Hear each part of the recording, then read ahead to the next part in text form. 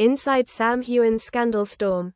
In a small room on the 13th floor of the Mirror Line, young reporter Lena Murray sat in front of her laptop, her eyes dark, her coffee cold. On the screen were flashing headlines: Sam Heughan, from screen hero to liar, financial scandal rocks Hollywood. Scottish star accused of living a double life. Lena sighed. She used to admire Sam, a model actor, gentle, always keeping a clean image. But now, the whole social network was exploding with 3 scandals in a week. Rumors of money laundering through charity funds, leaked intimate video, a mysterious lawsuit of unknown origin. 3 incidents, 3 completely different directions, but appearing at the same time and right when he had just landed the lead role in the biggest political drama in Britain. She looked back at the note in her notebook. Unknown source emailed. No original evidence. Fake IP. First articles were released by accounts created 37 minutes apart. Lena leaned back in her chair, muttering.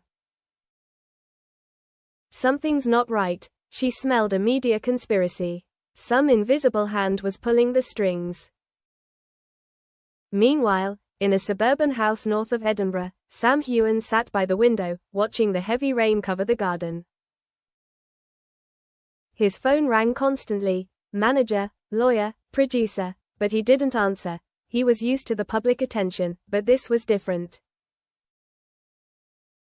These accusations weren't just tabloid news, they were devastating. On the table, he placed a brown envelope. Inside was a photograph of him hugging an unknown woman, along with a handwritten note that read, "This is just the beginning. No signature. No return address." Sam clenched his fists. He knew he had never met the woman. But the photo was real. It was him, in a bar, wearing the jacket he had worn on a trip to New York 2 years earlier. How could it be? 3 days later, Lena received an anonymous text message. "If you want to know the truth about Sam Heughan, come to the Balmoral, room 706. Tonight at 11 p.m. Don't bring anyone." She knew it was a trap, but her reporter instincts urged her to go. That night, the hotel hallway was quiet. Lena stood in front of room 706, her heart pounding. She knocked lightly. The door opened a crack, and the person who appeared stunned her, Sam Heughan himself.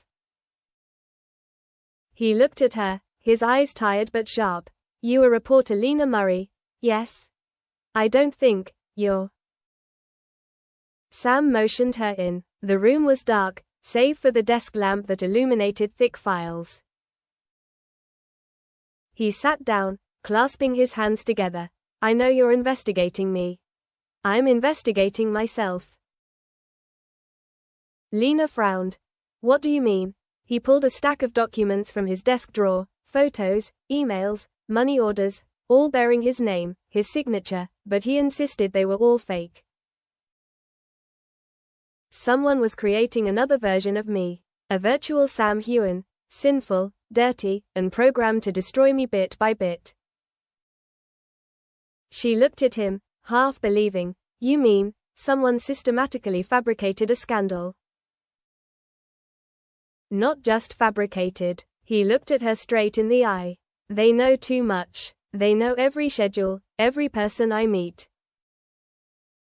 They're so close." Lena took a deep breath.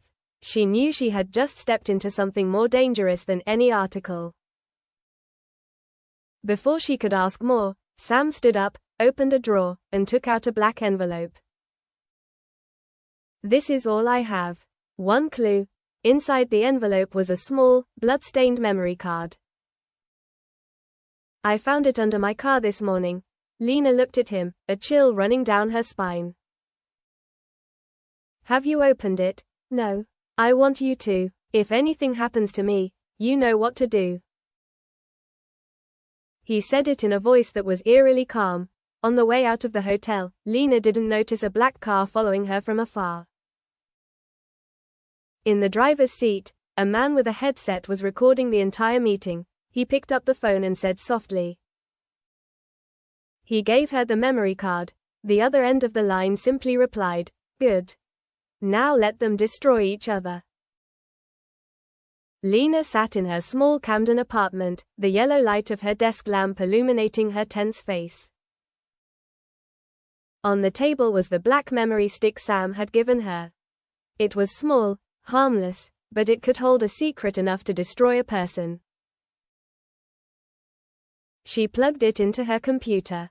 The screen flashed, revealing 4 folders, strangely named. 1. The beginning. 2. The lie. 3. The machine. 4. The end. She opened the first folder. A video appeared. The image was blurry, angled, seemingly from a hidden camera in a posh office. Someone's voice rang out, deep, cold, and controlling. "The first scandal must strike at trust. It doesn't have to be real, just believable." Another voice answered, "And the target? Sam Heughan. He's too perfect a template. Destroy him, and we'll prove that no one is clean." Lena held her breath. She slowed down, zoomed in. On the left of the frame was a man in a black suit, his back to the camera. And the man opposite, his face clearly visible in the light, a face the whole of Britain knew, Richard Mallory, the media tycoon, the head of Vantage Media. She could hardly believe her eyes. Mallory ran dozens of major newspapers, had been hailed as the architect of truth in the media industry. And now, he was talking about creating scandal. Lena opened the second folder, The Lie. A recording played. It was Sam's voice. "I transferred the money to the fund." "Yes, that's the right amount." "They don't know." She frowned. His voice was clear, but there was something strange. She opened the audio analysis software, compared the frequencies with Sam's old interviews. The results came up. Probability of real voice, 47%. Signs of splicing, yes, she gasped. That is, they had used deepfake technology to create evidence. Meanwhile, in another apartment, Sam was also watching what Lena sent over the secure network. Each video file was a knife to his heart, not just because of the slander, but because he realized those splicings were created from real interviews he had participated in. He called Lena. "Where are you, Camden? I just finished watching the first 2 files." "Stop right there," he said urgently. "You are being followed." She startled, glanced out the window. Down the street, a black car was parked by the curb, its engine still running despite the late hour. "How did you know?" "They're following me too, and they know I gave you the memory card."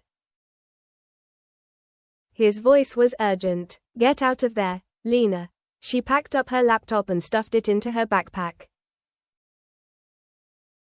But as she stepped out into the hallway, a large man appeared at the top of the stairs. Long coat, hood up. She instinctively backed away, her heart pounding. The man approached. "Miss Murray." She didn't answer, just clutched the phone in her hand. "Don't be afraid," he whispered. "I'm not here to hurt you. I'm here to right my wrongs." She looked at him more closely. His face was gaunt, his eyes were dark. On his chest was a Vantage Media security badge. "You work for Mallory?" He nodded slightly. "I used to. But he's gone too far." She was wary. "What do you want?" He handed her another USB, as small as a finger. "Here's a copy of the original data." "Mallory doesn't know I kept it. If you want to expose him, here's the key."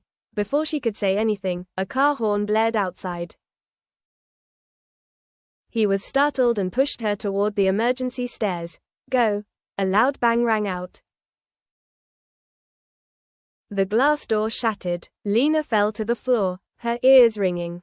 When she raised her head, the man was already down, blood staining the floor. The USB was still in his hand.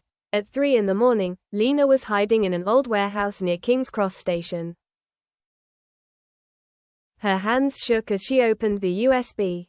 Inside was only one file, the machine.mp4 inches. She pressed play. The screen showed images from security cameras in a giant computer room. Dozens of people sat in front of a row of screens, working quickly like robots. On each screen was an image of Sam's face, Sam's voice, Sam's gestures, all simulated by algorithms. A voice rang out in the video, cold as metal. We can create another Sam Heughan. A submissive version. An image that can be manipulated, destroyed, replaced. When people stop believing in him, they stop believing in anyone. Lena stared at the screen, a chill spreading through her. It's not just a scandal, she whispered. It's a campaign to erase trust. Sam, meanwhile, was leaving the hotel, driving towards Scotland. He knew things were spiraling out of control. He received a text message from an unknown number. I've seen the machine, now keep quiet, or your sister will be next in the papers. Sam slammed on the brakes, skidding on the wet road. He gripped the steering wheel, his heart pounding. He knew about Ella, the sister he had kept hidden from the media. He pulled out his phone and called Lena, his voice hoarse. We have to end this. Before they hurt anyone else. But how? He was silent for a few seconds and then said, by making the truth impossible to erase.